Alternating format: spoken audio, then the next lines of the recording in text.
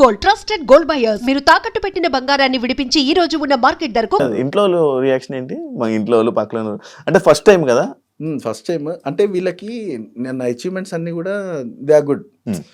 కానీ నేను చూసిన వాళ్ళ దాంట్లో ఎక్సైట్మెంట్ ఏంటంటే బిగ్ బాస్ నేను ఆడుతున్నారు వాళ్ళు ఆడుతున్నారు అర్థమవుతలేదు నాకు.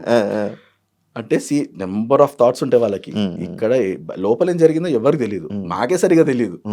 బయటికి వచ్చి నువ్వు ఉన్నావా లేదా, నీ వీడియోలు ఈరోజు వస్తున్నాయి, రివ్యూస్ వస్తున్నాయి అంటే నేను షాక్ అయ్యా. అరే మేము ఆల్రెడీ 10 రోజుల ముందున్నాం మీకంటే, మీరు ఎంత చెప్పినా మాకు ఇరిటేషన్ ఉంటుంది తప్ప మేము మీ స్టేజ్కి రాలేము.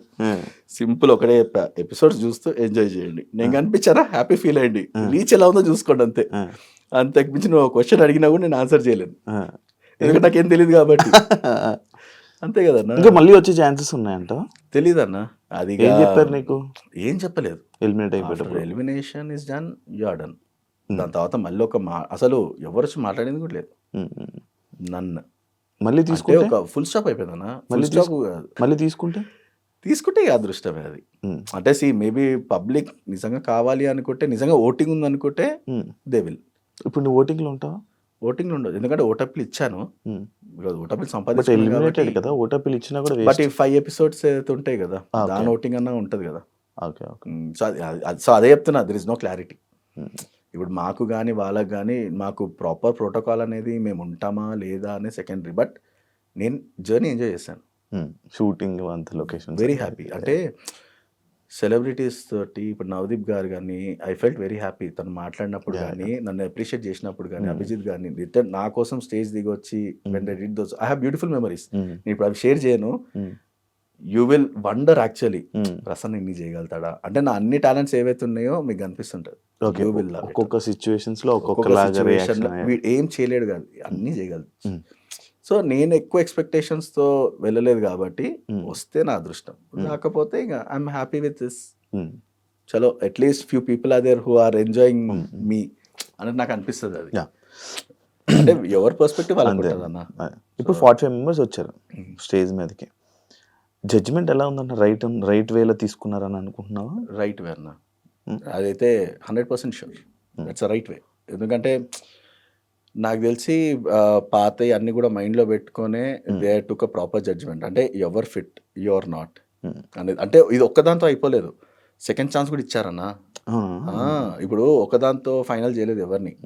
మరీ ఎక్స్ట్రీమిటీ ఉంటే ఫస్ట్ రౌండ్లో తీసేస్తారు, కానీ బెస్ట్ అనిపించిన వాళ్ళని వాళ్ళకి సెకండ్ ఛాన్స్ కూడా ఇచ్చారు, అన్ని ఇచ్చారు. సెలెక్షన్ అంటే you have to prove your self. ఇప్పుడు నేను ఆ సిచ్యువేషన్ లేను కాబట్టి, ఎందుకంటే నేను ఆల్రెడీ ఇంప్రెస్ అయ్యారు కాబట్టి టాప్ 5కి వెళ్ళిపోయాను డైరెక్ట్. సో ఆబ్వియస్లీ నాకు ఆ సిచ్యువేషన్ రాలేదు. సో వాళ్ళ ఫీలింగ్ మనం చెప్పాలంటే టాప్ 5 నన్ను డైరెక్ట్ టాప్ 5లో పంపించారు అప్పుడు అగ్ని పరీక్షకి. అచ్చా టాప్ 5 అంటే ఇంక లోపలికే కదా, బిగ్ బాస్కి కాదు కదా. ఓకే, ఇందులో టాప్ 5కి వెళ్ళే వాళ్ళు బిగ్ బాస్ లోకి వెళ్తారా?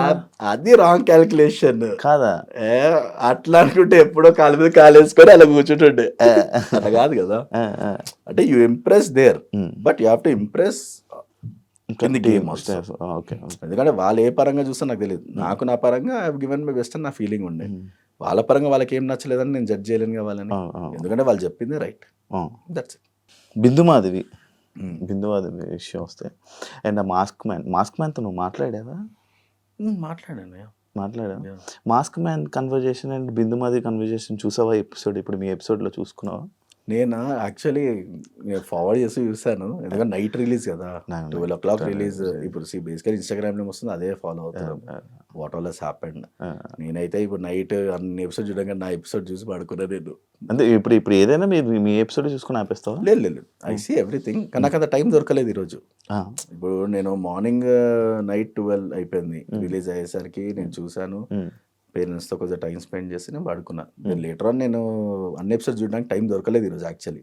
మోస్ట్ ప్రాబ్లీ రేపు ఆర్ ఎల్లుండో కూర్చొని okay I will watch everything. Selections ప్రాసెస్లోకి నేను ఫస్ట్ ప్రాసెస్లోకి వస్తా. ఎలా కాంటాక్ట్ అయ్యారు బ్రో మీరు వీడియో పెట్టగానే?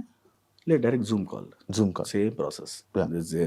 ఐ మీన్ మన వీడియో చూసి that is the first approval. So వాళ్ళకి నచ్చితే మనం సీరియస్గానే జెన్యూన్ ఉన్నామా లేదా అని వాళ్ళకి తెలిసిపోద్ది. సో ఐ మీన్ వాళ్ళు అంతమందిలో వాళ్ళు పిక్ చేయాలన్నా కూడా కష్టమే. సో సమ్ యూనిక్నెస్ ఉండాలి కాబట్టి జూమ్ కాల్ అయిపోతుంది మీకు. జూమ్ కాల్ తర్వాత then next group task and all everything group discussion. Hmm. అక్కడ కూడా పర్ఫామ్ చేయాలి, అక్కడ కూడా పర్ఫామ్ చేయకపోతే నిల్. ఓకే. ఈ 10 రోజులు మీరు ఉండిపోయారు అక్కడే వాళ్ళ దగ్గరే? 10 రోజులు వాళ్ళ దగ్గర 10 రోజులు. ఫోన్లు ఉన్నాయా?